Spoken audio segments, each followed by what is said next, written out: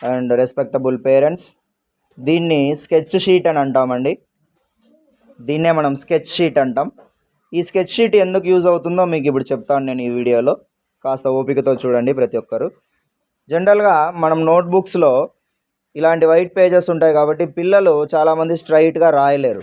అలాంటి రాయలేనప్పుడు మనం ముందే ఆ నోట్బుక్స్ మీద ఇలాంటి లైన్స్ పెన్సిల్తో వేసి తర్వాత ఆ లైన్స్ మీద పిల్లలతో రాయించాల్సి వస్తుంది.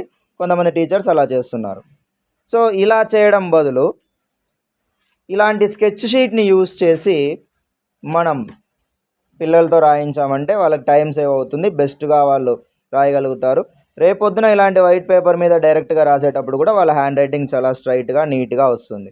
మన FA1 exams, FA2, half yearly, quarterly ఇలాంటి ఫైనల్ ఎగ్జామ్స్ కూడా మనకి ఇలాంటి షీట్సే వస్తాయి కాబట్టి స్కూల్ నుంచి అందులో వాళ్ళు రాసేటప్పుడు కూడా ఇలాంటి స్కెచ్ షీట్ని యూజ్ చేసి పిల్లలు రాయొచ్చు. అది యాక్సెప్టబులే.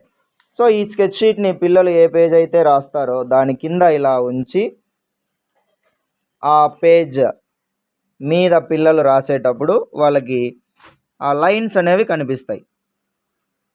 సో ఇలా మొబైల్లో క్లారిటీగా కనిపించడం లేదు, బట్ రియల్గా చూసినప్పుడు ఆ పేజ్ కింద లైన్స్ కనబడతాయి. ఇంకా పిల్లలు ఈజీగా ఆ లైన్ మీద రాసుకుంటూ వెళ్ళిపోతారు. అప్పుడు వాళ్ళు ఇలా లైన్స్ వేయని అవసరం లేదు. సో ఈ స్కెచ్ షీట్ మనం ఎగ్జామ్స్లో కూడా యూజ్ చేయొచ్చు మన స్కూల్ క్యాంపస్లో. కాబట్టి ఎలా స్కెచ్ షీట్ ప్రిపేర్ చేయాలనేది I will show you. So first ఇలాంటి ఒక వైట్ పేపర్ తీసుకొని పిల్లలు ఫస్ట్ లైన్స్ వేసుకోవాలి. పెన్సిల్తో వాళ్ళు ఆల్రెడీ లైన్స్ లైట్గా వేసుకుంటే అవి క్రాస్ వెళ్ళవు. డైరెక్ట్గా స్కెచ్తో వేయడానికి ట్రై చేస్తే మార్కర్తో స్కెచ్తో అవి క్రాస్ వెళ్ళే ఛాన్స్ ఉంది. ఇలాంటి చిన్న చిన్న మిస్టేక్స్ జరిగే ఛాన్స్ ఉంది. అందుకే పిల్లలు లేదా పేరెంట్స్ ఫస్ట్ లైన్స్ ఇలా మీరు వాళ్ళకి వేయడం హెల్ప్ చేసి లేదా పిల్లలకి గైడ్ చేసి, మేము కూడా గైడ్ చేస్తున్నాము మీకు తెలియడానికి ఈ వీడియో. తర్వాత ఇప్పుడు స్కెచ్తో లైన్ వేయాలి. Draw the line neatly, slowly. Do it. Yes, అలా. Next line, next line.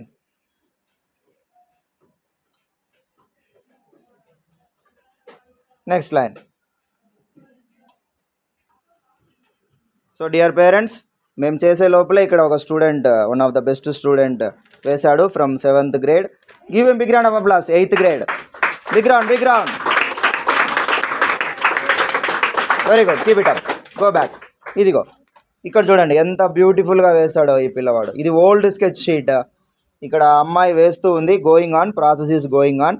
Already ఈ అబ్బాయి ఫ్రమ్ 8th grade వేసి తెచ్చేశాడు. ఎక్సలెంట్. అలాంటి స్కిల్సే మనం పిల్లలకు నేర్పించాల్సింది.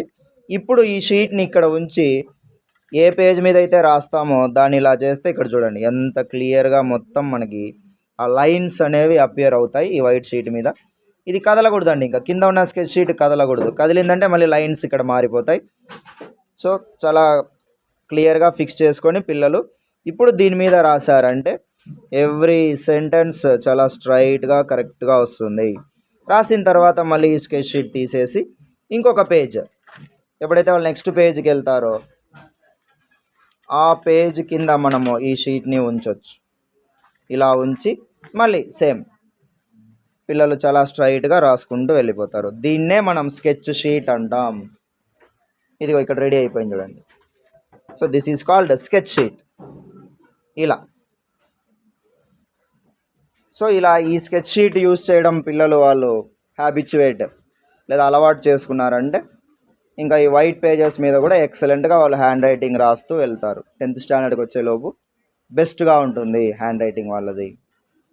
So please every staff from our brilliant campus and every parent of our brilliant campus, మీ పిల్లలకి ఇది గైడ్ చేయండి. ఇలా మేము గైడ్ చేస్తున్నాము.